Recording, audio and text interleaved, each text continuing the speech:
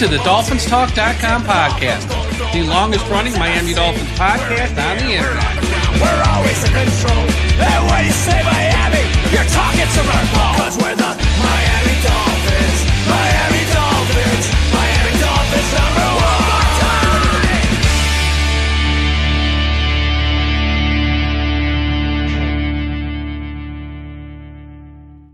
Hello, Miami Dolphins fans. How are you today? And thank you for listening to the post-game wrap-up show here at DolphinsTalk.com.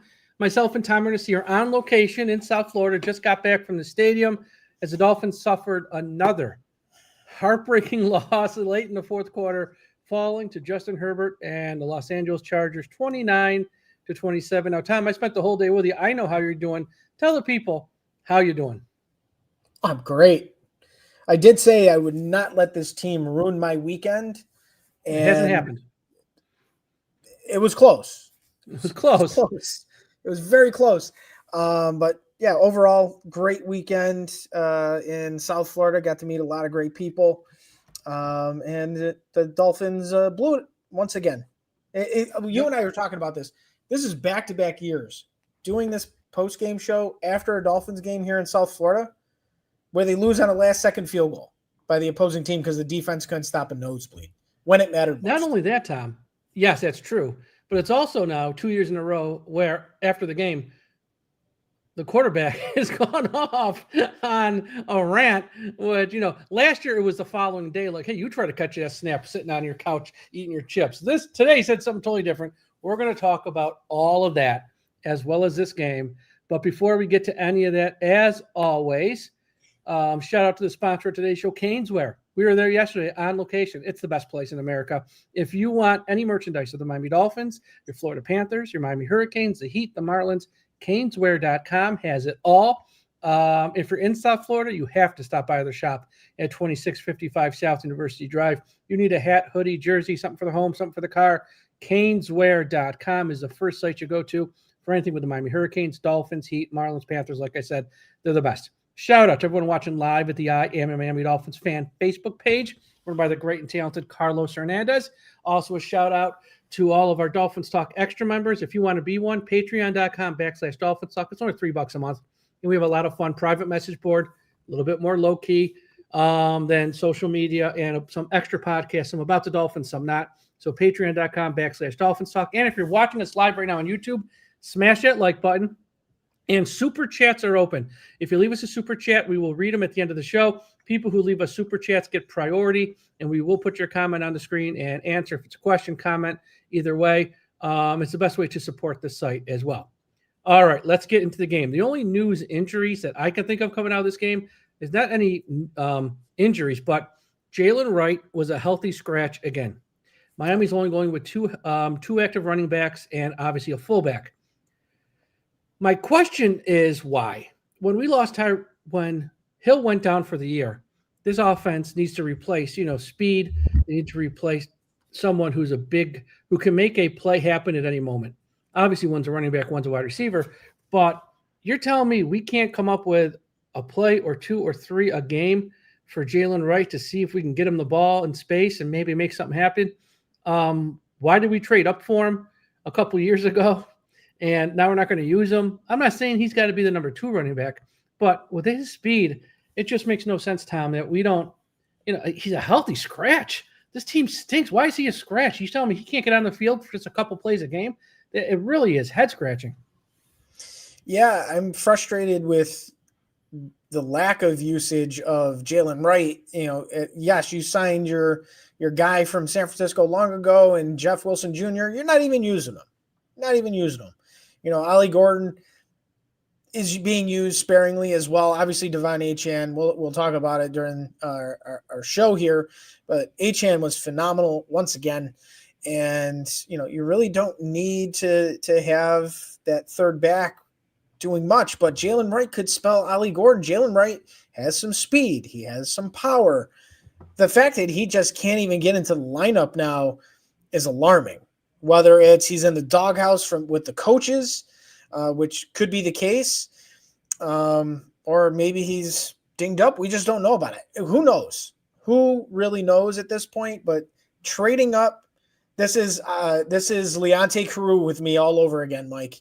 You traded up to that position to get him, giving up real good draft capital to do so, and now he's not even playing. Whether they're ready to trade him away to another team, and that's why they're not playing him. They want him healthy so they can get some compensation for him. But what team's going to give up really any draft pick compensation when they don't even see the kid play?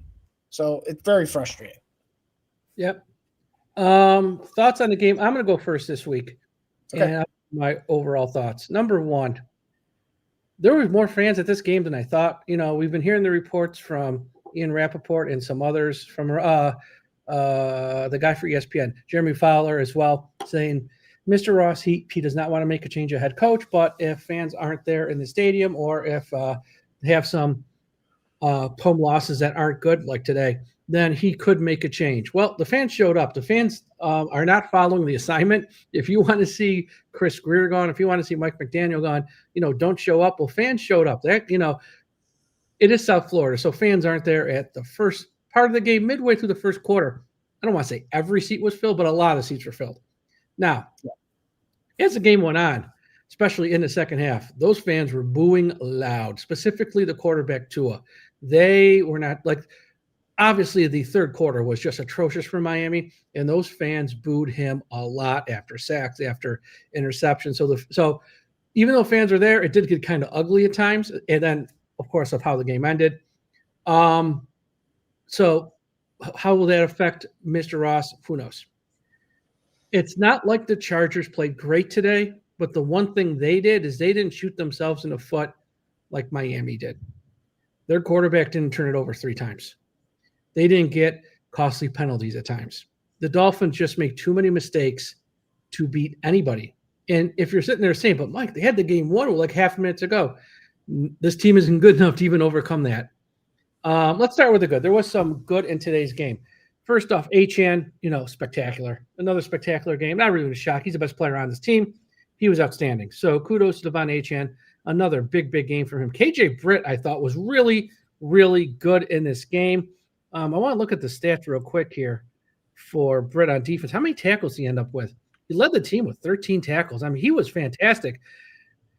I'm not going to lie. I kind of like him a little more than Tyrell Dodson. I wouldn't be a problem if I saw him on the field more than Tyrell Dodson. So KJ Britt, I thought, was great. Waddle. Now, look, the first play of the game or that first series, that was his fault, the interception. But after that, he was great too. One bad play. So, and trust me, it was bad. It's really bad. But outside of that, he played a fantastic game. So there was some good in this game. Here's the bad. Our quarterback sucked. Tua sucked. Now, I know he led that drive at the end of the game, clutch drive to give the team a lead. And it should have been enough for them to win. So it's like, well, how can you say he sucked when he did that? Well, up until that drive, he was really, really bad in this game. And you can't turn it over 3 times. I know the last one, it counts. And I know the first one, people say, not his fault. Well, yeah, but it counts. It's on his stat line. He just wasn't good. He just wasn't good. It just is what it is. And, I'll save that for the next part. Jonas Savaianea stinks on toast. Like, I know they have so many guys hurt. You hope at some point some of these offensive linemen will come back from IR, whether it's Liam or Andrew Meyer or Austin Jackson or James Daniels. Whenever 1 or 2 of these guys comes back, Jonas got to go to the bench. I'm not saying he will be a bust, but he is trending that way rather quickly.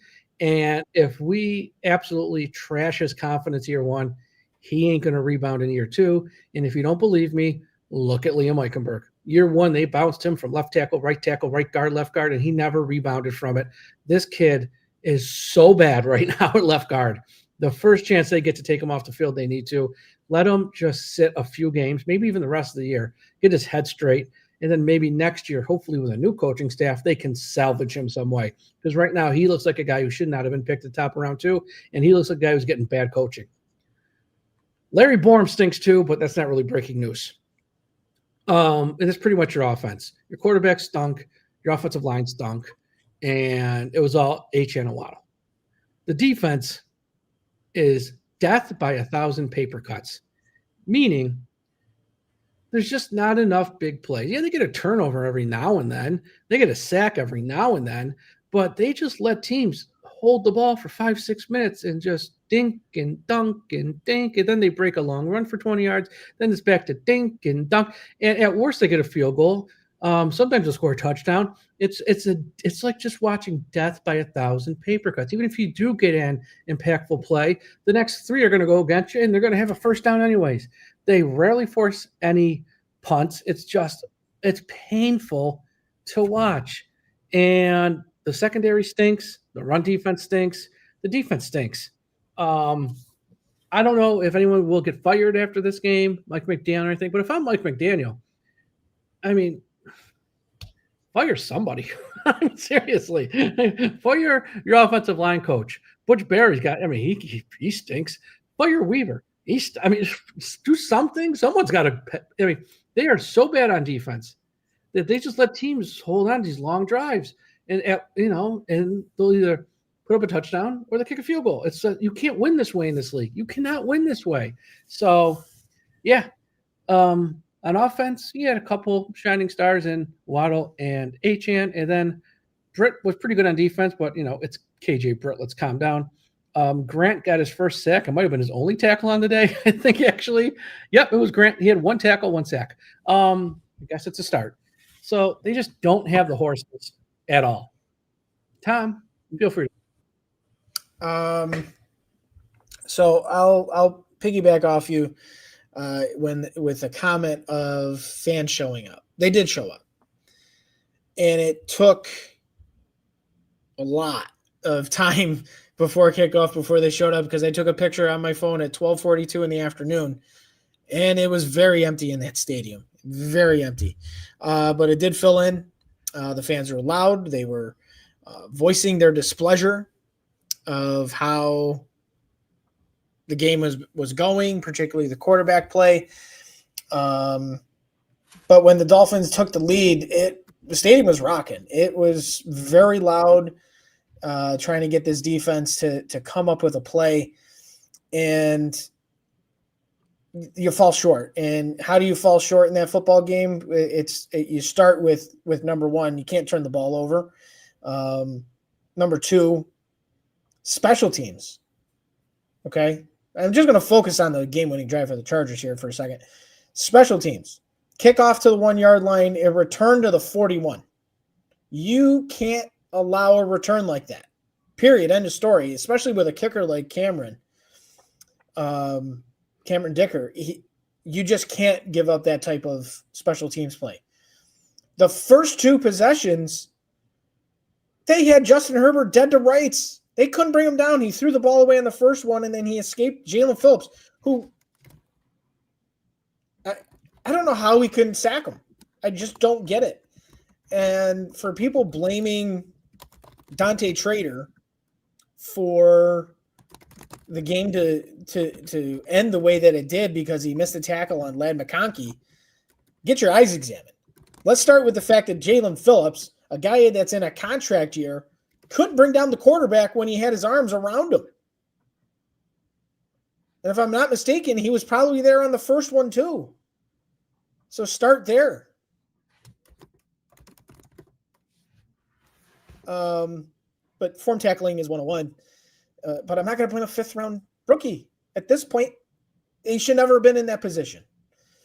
The good in this game, again, you got your key offensive players, Jalen Waddle, Devon Achane, fantastic.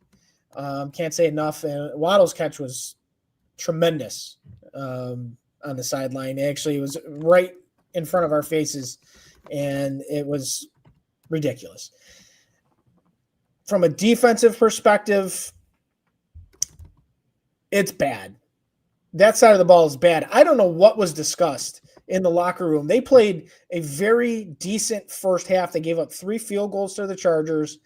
Herbert on the offense just couldn't do much of anything. And I don't know what they were doing in the locker room before the second half, but they came out completely flat.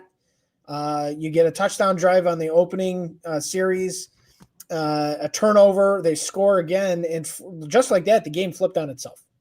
Chargers were up 23-13. I mean, credit to the team for playing hard and coming back.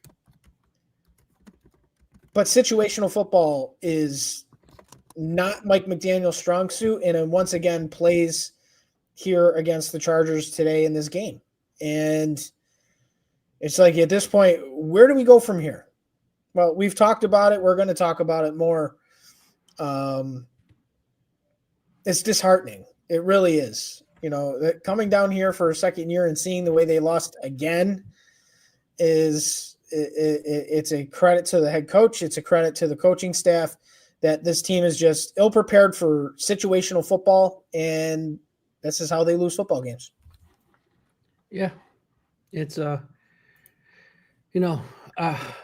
we hate coming on here, whether it's the off season or now, and being negative.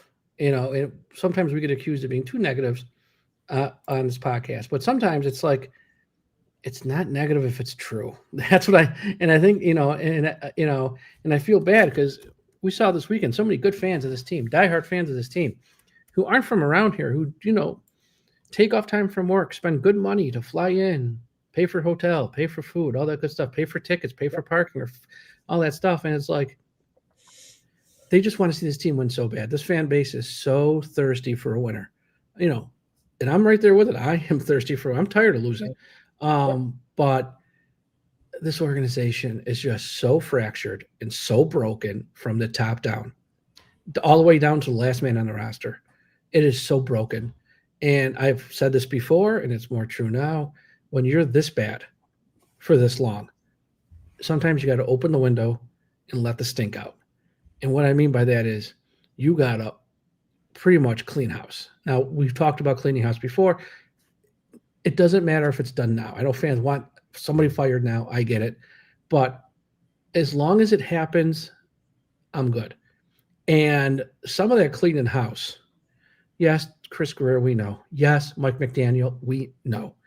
And some of the older players, they're not going to be here. Chubb's not going to be here, which we'll talk about later on. Jalen Phillips, I don't know if anyone wants him here anymore, but he won't be here. Those guys are going to be gone. But the quarterback's got to go too. This quarterback is either, I don't even know how to phrase this. Oh, did I freeze up? Can you hear me, Tom? I can hear you. Your camera's That's all that matters. Okay. Yeah. Okay, here's the deal. This quarterback doesn't get it. He's either tone deaf, dumb, or has the worst media training I've ever seen in my life. He starts the week with a comment that didn't need to be shared, saying, whether I throw 5 interceptions or 5 touchdowns, I go home and see my wife and kids. That's all I care about. We get it. There's more important things in life. Everyone, that's like that for everyone in their job. Your family's the most important thing. But when if you sign a $212 million contract and you are one of 32 franchise quarterbacks in a sport, which is the most brilliant sport out there, where it gets the most popularity, most money, most attention, you don't need to say it out loud, because it's a message to the fans like, I don't care if we win or lose. I'm just going home to my wife and kids. And that's how a lot of people took it. And why wouldn't you take it that way? That's what he said. And if you're going to say that, then you can't go out there 4 or 5 days later and throw 3 interceptions. Okay? You just can't. And you can nitpick the interception. No, that one's not his fault. He threw 3 interceptions after he said that line this week. And then if that wasn't enough, after this game, which this guy just can't keep his mouth shut, which I don't know if it's bad media training, if he's tone deaf, or if he's just an idiot. And I'm starting to think he might be an idiot.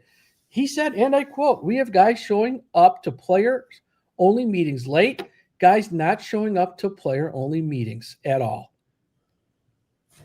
Why are you airing the team's dirty laundry to the press? Do you not get it? Number one. Number two, how many player-only meetings you guys had? You had one after week 1 when you lost to the Colts and you got embarrassed. Are you having one every week? I mean, that's not normal. Most teams have like one a year, just usually like middle of the year, late in the year. Come on, guys, we're almost to the finish line. We got a chance to, like, you guys had one after week 1, which was like head scratching. Now, how many player-only meetings are you having? Multiple ones a week? That's not normal. It's not healthy. That's not what winning teams do. That's number 2. And number 3, for you to air that when you're a team captain, when you're one of the leaders, when you're the highest paid player in the organization, tells me that those players who aren't showing up and those players who are showing up late don't respect you. So by you airing the dirty laundry, you make yourself look like a fucking moron. This like blows my mind on every level. It's like this guy doesn't get it. And the on the field stuff with the concussions, he can't take a hit, got a weak arm, he doesn't come through in the clutch. Like that's football stuff, and those are conversations we can have. But this is bigger than that. It's like, why are you sharing this stuff? Like this makes no sense. The NFL locker room's a sacred place, and you keep some stuff in house. Now, I was confused last year at the end of the season when Mike McDaniel sat there at a table with Chris Greer and said, yeah, I was finding guys who showed up late. Like, why are you even sharing that? This organization, like, airs all their dirty laundry. And this is why, and I hate to say it because we all love this team, they're a fucking laughingstock. This is why, like, right now, you can go on any sports website and, like, there's games being played now. There's games played at 1 o'clock. What's the lead story? Tua says nobody shows up for his player-only meetings. Well, you're the captain. Like, no one respects him as a leader. Like this goes beyond like, is he a good player? You can't have this guy be your franchise. You're not going to win with him as a franchise quarterback. He pretty much admitted that today. Franchise quarterback goes beyond plays on the field. It goes into much more than that. We saw for many years we're one of the best ever. Number 13, Dan Marino. And not everyone has to live up to that standard. I get it. But you look around the league. Joe Burrow, I know he's hurt. He ain't got this issue. You look at some other guys. Jaden Daniels, year 2. He ain't got this issue. Caleb Williams, year 2. He ain't got this issue. You can go to Josh Allen, Pat Mahomes. Obviously, they don't have this issue. Like Lamar Jackson doesn't have this issue. Joe Flacco's bounced around from 10,000 teams, went to Cincinnati. Said, I guarantee if he wanted to hold a players-only meeting, they're all going to show up. Like this, there's something so broken and wrong with this organization that they feel the need to have players-only meetings, I guess, like every day. And some of the players, I don't know who they are. I can take a guess. I'm not going to mention them because I don't know if those are the right names or not, and it's not fair to throw it out there. Just like, yeah, we don't care what you want. Like, we don't care. Hey, Funab, we don't care. We're not showing up. Or we're going to show up when we want to show up. You can't fix this, Tom. This is too far broken. His time here needs to come to an end after this year. I don't care what it's not about the cap hit at this point. He's just got to go. They got to get rid of Greer, McDaniel, and him. All three got to go. You got to rip the Band-Aid off. I don't care what – it's a lost year next year anyways because you're starting a whole new rebuild. Don't get caught up in, well, we got trying to win in 2026. No, you don't. We are going to go back in that mode where we're in 2019 of a glorified expansion team where we're just going to go down to the bare bones. You keep some of the younger guys that you like Chop, obviously, HN, if they want to pay him, Paul at left tackle. But outside of that, he's got to go. Like, this is just this isn't healthy for him. It's not healthy for the organization. It's not healthy for the fans. Like, what the hell are we doing? I'm just gonna say this. You mentioned 2019 and going back to that. If that's what's going to look like in 2026, who's going to be making the decisions? Because at the end of the day, if Chris Greer is still the man in charge and he's still the one making the decisions, it doesn't matter. It won't matter until he's not making decisions for the Miami Dolphins. Somebody else has to be a voice in this building. It has been run into the ground by Chris Greer and Stephen Ross putting up with this shit for more than he ever needed to do. And I've been on record saying this. When Brian Flores got fired, Chris Greer should have been fired too. It didn't happen. And here we are, 2025. 2022 and 2023 is such a distant memory at this point.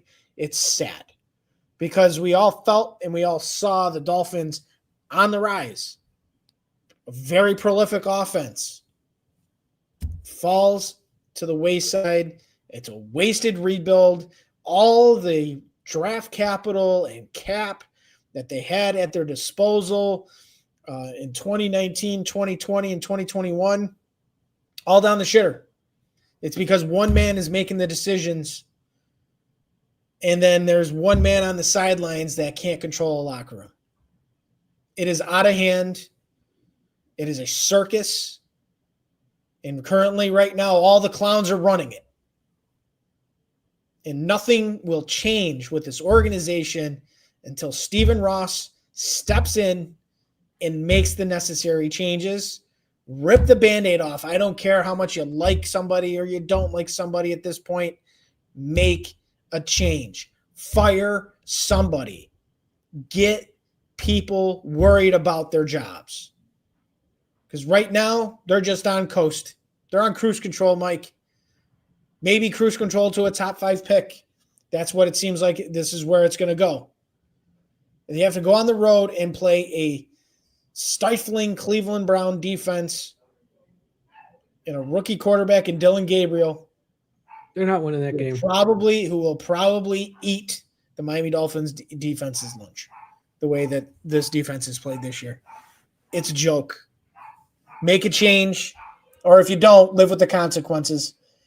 And the consequences might end up being 3 weeks from now on Thursday Night Football when the Ravens come to town with a very pissed off Lamar Jackson and company. Just be prepared. That's all I'll say. Yeah, I mean, it's just, they spent – it came from them. It didn't come from the media. It didn't come from fans. Literally the entire offseason talking about culture change, culture change, culture change, culture change, culture change, culture change. We're changing the culture. We're going out to do paintball together. We're going out to do Pilates together. Culture change, culture change, culture change. We aren't 6 weeks into the season, or now we're 6 weeks into the season, and you're starting quarterback you pay $212 million for standing up there going, no one wants to show for player-only meetings. There's no culture change. It's all bullshit. It was all bullshit when they were talking about we're going out to play paintball. We're going to become friends. We don't have episode 2 of Under the Sun. It's all bullshit. And if you go on social media, everyone from Jeff, we got Mitchell Schwartz, Emmanuel Acho, you got Jeff Darlington, you got everyone's like saying, what the hell's Tua doing? Like that's a reflection of you. Like, he didn't think this would make him look bad. I think, like, if you're going to say guys aren't showing up, say the names. Put your name to it. Or, because if you don't, you look like an idiot because you're like, well, you're the leader. You're the captain. They don't respect you, bro. I don't know why you're sharing this with the world. Like, you might want to hide that. He's done. It's over. It's a train wreck. It's so done. It's so over. Like, you can't trade him. Who wants that? One, who wants him? No one respects him. And two, who wants that contract? No one. You can't trade him. It's just, Mike. It's infuriating and frustrating. And again, until change is made, it doesn't matter. It's all we're doing every week is complaining, which we're allowed to do, and the fans are allowed to do. But when people continue to show up, pay for their tickets, show up in the stands, cheer the team, boo the team. I mean, if you're going to go to the game, just boo them relentlessly, please. Please. Unless they're pulling off miracles. And, and again, that's what it was like for 3.5 quarters of this game. It was a lot of booing, and they took the lead, and then it flipped. Immediately flipped. And they still couldn't find a way to put the Chargers away. It just blows my mind, too. Like, after the entire situation with Ryan Tannehill, everyone's like, we can't go through 7 years trying to find out if this guy's a franchise quarterback. They literally made the same mistake twice because this is year 6. I mean, who's in charge? They pretty much made the same mistake twice, number one. And number two, this is going to go down. When history, and right now we're in it. So, like, we're in it because everyone from that draft is still playing. Like, when you look back on the 1983 draft, you're like, how did these guys get picked before Marino, Ken O'Brien? How did that happen? And you look back and go, okay, these 3 or 4 teams like screwed up royally. You got to live with that forever. When we look back at this time frame in 10 years, 15 years from now, this is going to be one of the worst draft picks in organization history, taking this kid at 5th overall in 2020.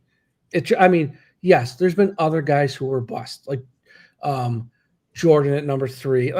I get it. I'm not saying it, but this is up there because he makes way more money than Deion Jordan ever did. He's a quarterback, which matters more. Like, when you look back, if they took Hurts, has been in 2 Super Bowls, won 1. Jordan Love is like one of the, very, very good, much better than our quarterback, clearly. Joe Burrow went to a Super Bowl already. Herbert, I know people don't like him. I know Dolphins fans have this bug up their ass about him. I don't know why. If you watch that game today, you saw two quarterbacks play. One is not like the other. And I know the one might not be elite, but he's better than the one we took, and that's all that matters. So if you want to say Herbert sucks, that's fine, but he sucks less than the guy we took. That's the point. Miami messed up. And this in 10 or 15 years, we're going to look back at that draft and go, that pick was so bad because of how this is ending. It's not just on the field with the concussions and lack of winning. How this is ending is messy. Like really, like if you pick a guy high and he's a bust and he goes, it happens to every team. It's not only that, but you paid him and you wrecked your cap for him, and now it's going to end messy. This is going to be one of the worst picks in organization's history when you factor in everything. Okay, yes, there's been high picks that have been bust, like I said. Point to Deion Jordan. Point to Charles Harris more recently. I get it, but every team has those. This is different because he's a quarterback. You wasted 6, maybe 7 years or so with him, and it's going to end messy. And this is as messy as it's got. Right now, this is so messy, it's sad. It's brutal. It's brutal. And, we can talk about this till we're blue in the face. The one key thing and the big difference between Tua and Ryan Tannehill did not do what Tua did after this game today. He didn't do it. No. And that's where the issue truly is right now, is for a guy who came into the league, who was quiet and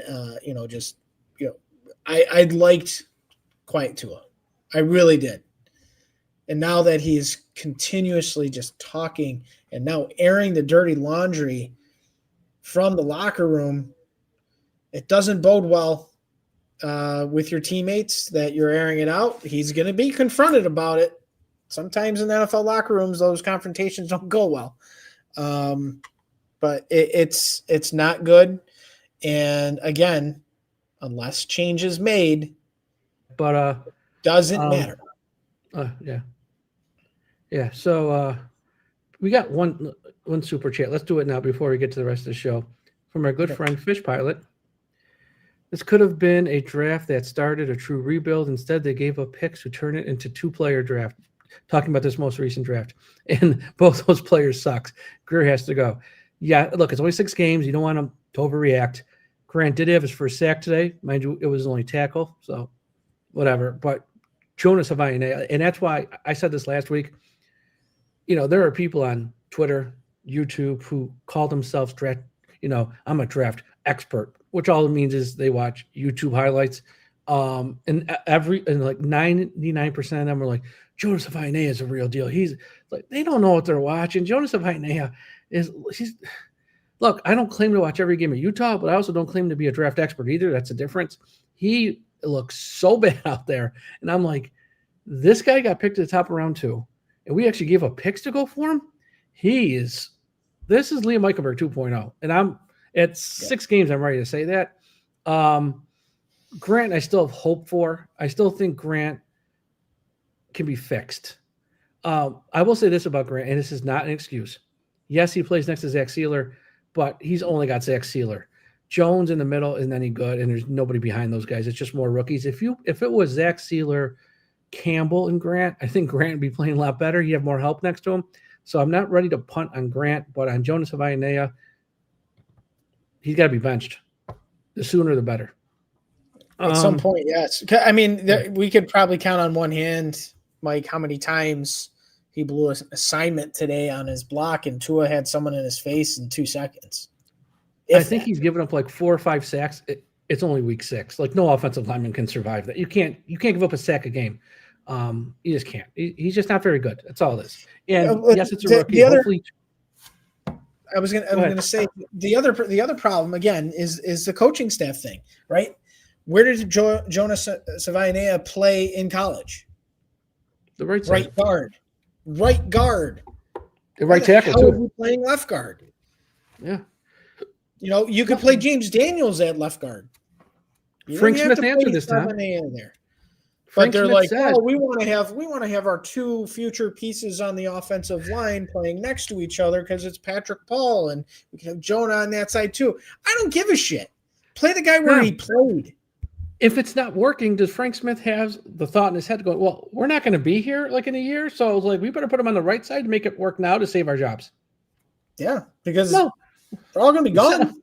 who do you think a new coach is going to do when he gets here? Yeah, you suck at left guard. I'm putting you back to right guard or right tackle. He might be our new right tackle next year if take rid of Austin Jackson, which they should. Put him because that's what he played at Utah, right tackle, right guard, primarily. Yes, he played some on the left, but primarily right tackle, right guard. Put him in at right tackle. See what? Let's get rid of Austin Jackson. He's never here either. Okay, before we get to the rest of the game, which we'll do a quicker recap. MyBookie.com. Everyone go to MyBookie.com. Use a promo code Dolphins. And when you place your bet, make sure if it's your first bet, you click the bet back bonus token. Here's why. We want you to win, of course. But if you lose, then you get your money back like it never happened. And you can bet again on another game. You can bet UFC. You can bet college football. You can bet Major League Baseball playoffs. You can bet golf. You can bet tennis. And, of course, the NFL. Next week, you got Miami versus the Browns. You can bet that one. If you want to bet Sunday Night Football, if you're watching this live, you got Chiefs-Lions. And then Monday night, you got the Bills-Atlanta. So, again, if you use other apps to bet, we get it. But why not go to MyBookie.com and create an account and bet at least one time there? Because if you lose, you get them all again. You get to do it over again. And what's the odds of you losing twice? It's pretty slim. So then you might win your second one. So everyone go to MyBookie.com, promo code Dolphins, and make sure you click on the bet back bonus token. All right, Tom. You want to skip like the play-by-play because I don't know if anyone wants to hear it. You want to just go straight to the team stats? Yeah, absolutely. So team stat wise, the Chargers had 20 first downs. Dolphins had 19. Third down efficiency, 6 for 15 for LA, 5 for 11 for Miami. Chargers were 1 for 1 on fourth down. That was on their first possession, and the Dolphins did not have a fourth down attempt. Chargers ran 64 plays for 403 yards, 10 total drives, 6.3 yards per play. Dolphins 56 total plays for 341 yards, 11 total drives, 6.1 yards per play. Passing, Justin Herbert was 29 of 38, 2 touchdowns, no interceptions. He was sacked once, had 264 yards through the air. The Dolphins, Tua Tagovailoa, 22 of 33, averaged 5.8 yards per pass, had 1 touchdown, 3 interceptions, sacked twice for 9 yards, and had 213 yards through the air. A ground game. Defense is still a massive problem because they can't even stop a third-string running back. As Khalil Vidal had 124 yards on the ground. So going forward for all you guys that like to bet, whoever they're playing at running back on the opposing team, take their over. Just take it. 25 attempts, 140 total yards, 5.6 yards per rush. Dolphins 21 attempts, 137 yards at 6.5 yards per rush.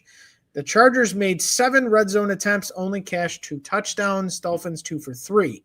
Penalties 7 for 45 for the Chargers, 4 for 45 for Miami. One of them extremely costly before the end of the first half.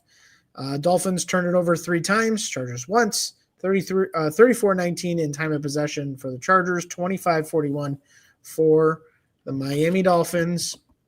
And I suppose we have to hand out the game balls, Mike. Yeah, I mean, it's slim pickings, but I'm going to go with the least obvious one, and I'm going to, like I said, I'm going to go with KJ Britt. KJ Britt, I thought, really did impress me today. I mean, it makes you wonder, what do these coaches see every day in practice? He had 13 tackles. He was everywhere, and he wouldn't have played if Tyrell Dotson wasn't injured. It blows your mind. Everyone's been clamoring for Willie Game to get more playing time, and he should, but so should KJ Britt. Like, again, if what you're doing is not working, you can't be so goddamn hard-headed about not to try something new and get some of these guys on the field. I thought Britt played well. I'm going to give it to KJ Britt. I'm going to go with the obvious, and I think, Mike, we're going to have him receive the award for the most valuable player of the game. Devon Achane, 16 carries, 128 yards, 8 yards per carry, 2 touchdowns, and also had 4 receptions for 22 yards. on 6 targets, 152 total yards from Devon Achane. If my math's right, nope, it's 150. You can't say enough. And it's like one of those scenarios that you have a guy, and I know some people are talking about, trading him and doing this or that. You just, let the new GM make that decision, but he ain't getting traded now, but you do have to, he's not showing up for training camp. He's not showing up for training camp. He's on this roster come training camp time. He's not showing up without a new contract. So it just comes down to next August, whoever the head coach is, whoever the general manager is, they have to make a call. And they're probably going to make the call right when they get hired in February or January, where they have to pay him or trade him. But you do that probably then around the time of the draft. Some head coaches or some people are going to love him because he's fast, he's explosive, he's that. But there are going to be some people like he's played 3 years, he's small, has he already peaked? Now, as you as a fan, some people say, like, how can you say that? He looks great. Yes, but guys of that body type break down quicker. So if you give him a 4-year extension that's going to kick in after next year, then once again, you're going to be tied to him for a while. And if he does break down 2027, 2020, then your cap is going to, because he's going to want the money like James Cook got in the Bills, probably more. So that's a different story for a different day. He's not getting traded now at the deadline. We're going to talk about who might get traded at the deadline. It ain't him. So, but it's not, if they want to trade him next April time of the draft, like I can see why. It really depends on who's the coach, who's the GM, and what their mindset is. Some guys like larger running backs, some guys like smaller running backs, some guys want a power-based offense, some guys want a spread offense. It all depends who's in charge. But that's that. Leads us to the next question. There was an Ian Rappaport article from Saturday night, also with Mike Garafolo. It was kind of like a joint effort saying, we're less than a month here. We're just a few weeks away from the NFL trade deadline, and a lot of teams want a lot of things. And the name for the Dolphins he had out there was Bradley Chubb, that there are a bunch of teams that want edge rushers. San Francisco's dying to find an edge rusher. Philadelphia wants to add an edge rusher. Jacksonville's having a great year, is trying to add an edge rusher. These are teams who think they can make a playoff run, obviously, and they can. So Chubb wasn't the only name mentioned. I forgot. There was 2. I think it was Arden Key, and let me see if I can find the other one really quick. Arden Key was another edge rusher who might be available. And for the Titans and the Packers, Kingsley, and I can't pronounce the last name, whatever. So Chubb's not the only one, but I think if you're Miami and you look at this roster, Chubb ain't going to be here next year. We know that. If they can get anything for him, 5th, 6th, 7th round pick, probably 6th or 7th, you trade him. The season's over. He's got 3 ACL injuries. I know he's played the best out of all the edge rushers this year, but you trade him. Now, some other names who weren't mentioned, who I think could be trade bait, are Matthew Judon and Jalen Phillips, obviously. Again, Miami at the trade deadline are not going to make like 4 or 5 trades. If you think they're going to trade 4 or 5 guys, that's not. We're talking like 2 trades max, probably. That's like normal. So I'm not saying all these guys are going to get traded, but if teams want edge rushers, Miami can afford to trade 2 of these guys. They can also afford to obviously trade Jalen Wright, because aside from edge rushers, his report said there's a lot of teams who want running backs. Kansas City's looking for a running back. The Chargers are looking for a running back. So, and there were some other teams mentioned as well, but there's a lot of teams who want running backs. So Miami's got some pieces here at edge and at running back that if they want to trade, they can. I wrote an article today, and I said, look, you're not going to get anything good for him, but quarterbacks are going down left and right here, Tom. Like, they're going down. If some more start to go down, Zach Wilson for a 7th, he ain't going to be here next year. You might get a team like, you know what, we're desperate. Here's a 7th, give us Zach Wilson. If you're the Dolphins, you could possibly even do something like that. So I think Miami, again, probably 2 trades max. Don't go nuts thinking they're going to blow it up. And if you're also one of those people like, I don't want Chris Greer to make another move, he can trade 2 guys for 5th, 6th, 7th round picks. It's fine. Like that. Like, you're not going to get high round picks for the guys we're talking like 5th, 6th, 7th round picks. It's not that big a deal. He can execute those moves. It's not, and hopefully he's not the guy next April making the picks, but you're not getting like a 3rd round pick for Jalen Phillips. Jalen Phillips has got 2 major injuries. He's a free agent after this year, which means whatever team trades for him, it's a rental. He's going to be a free agent anyway. Like, you're getting 6th, 7th round picks for these guys. Chris Greer can make those trades. It's not the end of the world. So don't get caught up on that minutia. But I think the Dolphins hopefully can trade 1 or 2 of these guys. Yeah. Bradley Chubb, you can say goodbye. You named the Philadelphia Eagles as a potential landing spot. That'd be perfect for him. Fangio's there. It makes a ton of sense. San Francisco's 4-1. They're probably going to lose this game against Tampa Bay today. That'd be a good spot for Jalen Phillips, actually, because I know he went to UCLA and stuff, which I know is not the same as San Francisco, but West Coast, he might enjoy it there, maybe. I don't know. Yeah, he might want to go back.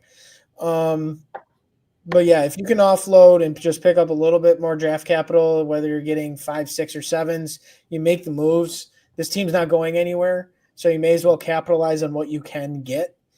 And you do have some pieces that you can move. Obviously, the biggest piece of all of this was injured a couple weeks ago, so that sucks because that's where you probably were going to get most draft capital. Well, after the report came out, though, he wasn't getting traded. Yeah. Well, he's still on the roster. I don't know, Mike. It's there's obviously you can throw any name on this roster out there. If it's worthwhile to make the move, you make the move. Again, like you said, if Chris Greer's going to be shown the door regardless, he can make those trades, and it's not that big a deal. It's really not that big of a deal as long as he's not making those draft picks come April is all that matters. But you want to have a plethora of picks, especially if you're about to go into a full-on rebuild with this football team. You need as much as you can get because your cap situation is going to be absolutely destroyed once you move on from Tua, when you move on from Tyreek Hill, and those contracts. It's ugly, folks. The cap is going to be ugly. You're going to be operating like the New Orleans Saints did for the last 3 years before they finally cut the cord on a lot of people. That's what you're going to look at. Though, in some ways, what they save with Hill is like $36 billion or something like that, somewhere in that neighborhood. It's going to help offset some of the money that they're going to have to lose with Tua to help soften that blow. I mean, it's still bad. $90 million. Yeah, it's still bad, but it's going to help in some ways that you can open up some cap space with Hill, help offset some. It's just, but they've let it get this bad, and now it's time to take your medicine. And again, I think the lead from this game is going to be Tua. No one's even talk about, like, if he would have just kept his mouth shut, people would have said, "Man, he came through in the 4th quarter. They scored, even though they lost." Can't blame him that they gave up a touchdown in 30 seconds. Blame the special teams. Blame D. But he buried his own lead. He buried himself by saying what he said after the game. And literally, you can go on social media. I don't care what platform, on Facebook, Twitter, or Instagram. Every prominent, and some of these are players.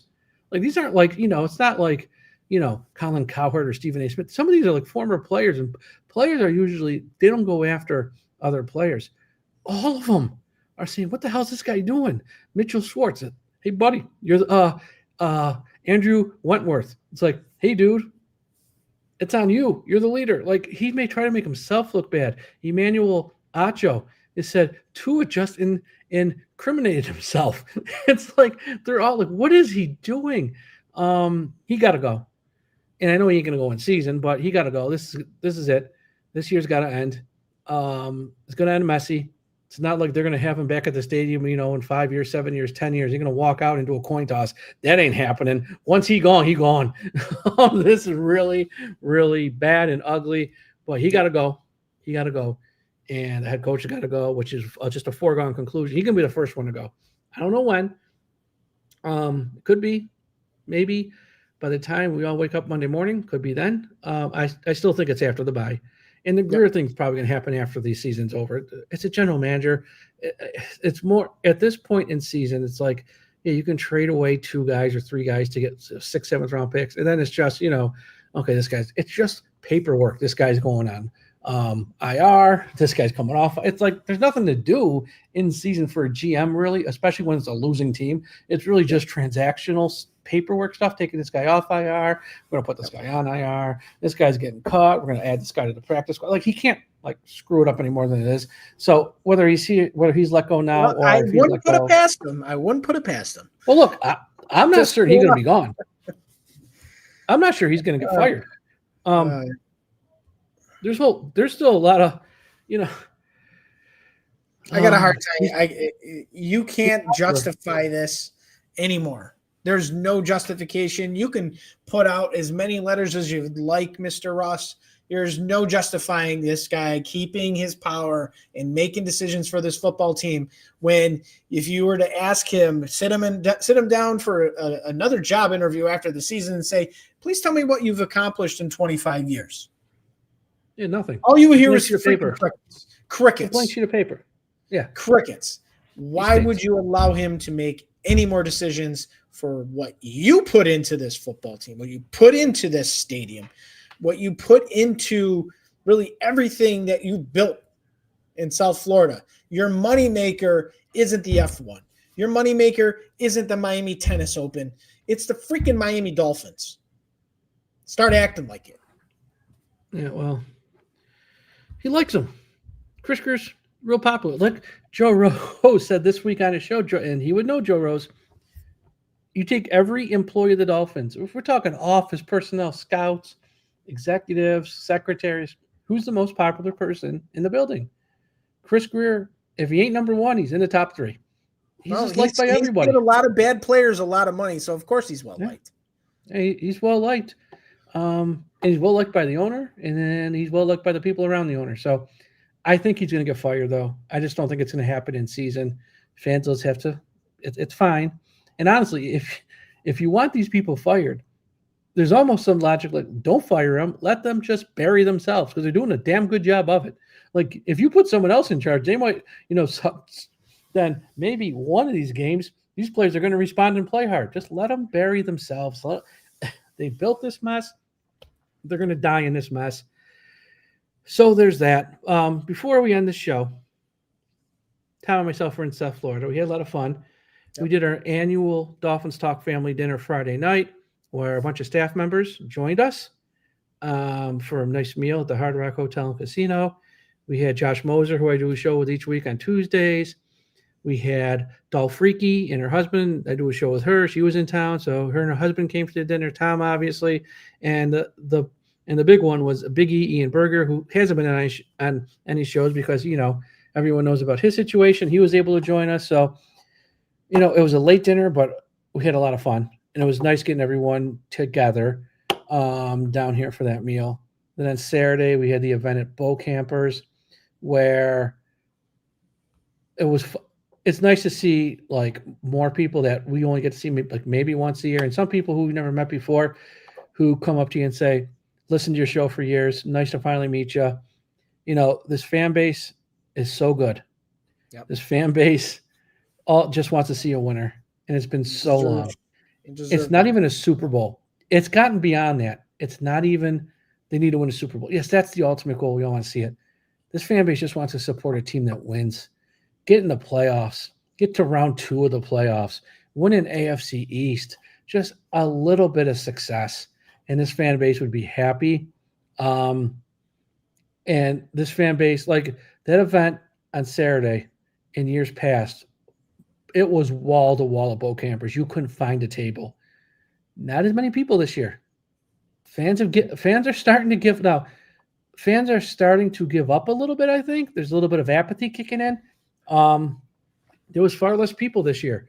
So it's always in October. It's usually around the same week or two general area, just less people there. I think fans are like, I ain't doing it.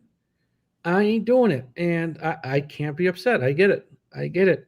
You can only be a blind ass. I mean, and someone in our chat saying, let fake fans leave. They're not fake. Trust me, they're not fake. If you're spending money on flights and hotels and you come to South Florida every October for a weekend for 10, 11, 12, 15 years to a fan club event, you ain't a fake fan. No. You've just hit your breaking point.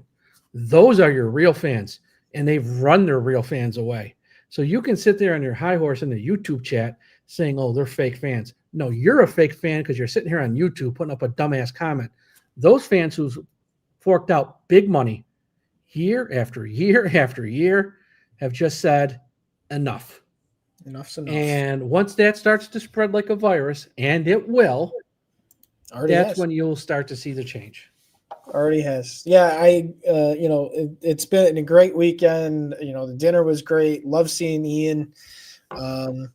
Continued prayers for him, and he's got a long road ahead, and he looked great. That's the thing that I took away with, hanging out with Ian for 2-3 hours at that dinner, Mike, is he looked good and he was in good spirits. And when the team has broken Ian, you know you're cooked. Bo Campers was great. Met a lot of great people. Appreciate people coming up, saying hi, and thanking us for doing what we do. And really for me, this is something that we love to do.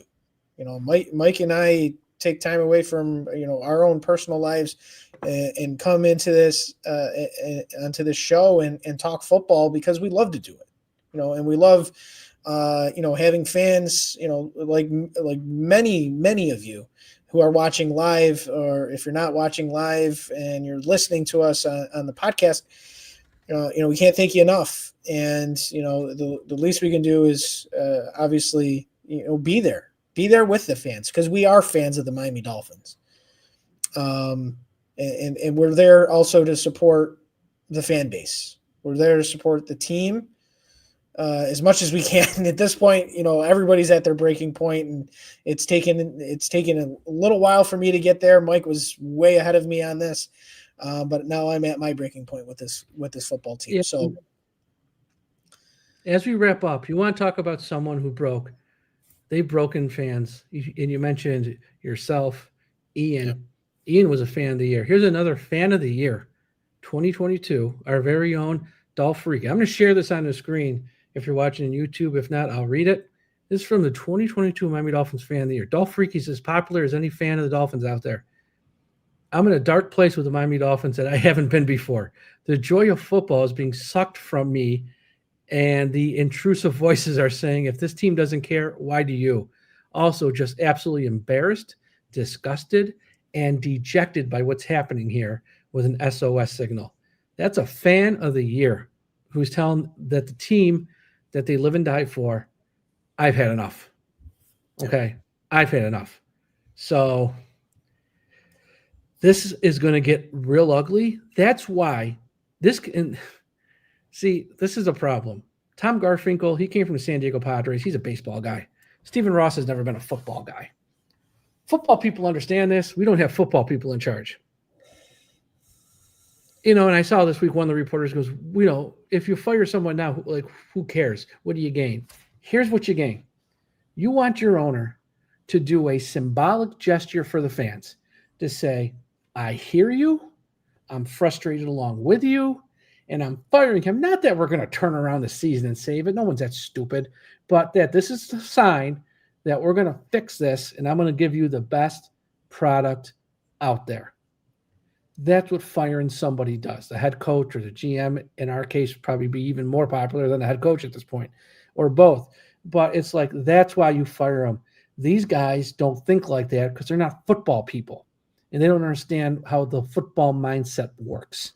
So that's what we're fighting against as a fan base, is that the leadership doesn't understand how the NFL works, doesn't understand how you build a winner, and doesn't understand even why you would fire someone. Like, why would you even consider fire someone in season? Because you are sending a message to your consumer and fans. Yep. This is what needs to be done. Yeah. And until they realize that, we live in purgatory. Yeah. Well, actually hell, but yes. But anyways, that's all for today's uplifting show. Thank you all for listening. Be sure to go to the website, DolphinsTalk.com. Bunch of new content up there. More to come in the coming days. And if any news breaks, we'll have it up. Follow Tom on Twitter at DolphinsTalk.com. Follow myself at all the social media platforms at Dolphins Talk. We'll be back with shows this week when we get back to home base. We'll be back Wednesday night, myself and Tom. And Tuesday, I'll be back with Josh Moser as well. And we got Aaron and Josh tomorrow night. And don't forget, sign up for Dolphins Talk Extra, patreon.com/Dolphins Talk. So check that out as well. Everyone have a great rest of your night. We'll talk to you again after a while. And even though we're mad, even though we're frustrated, we still must put an end to highway profanity. Fins down.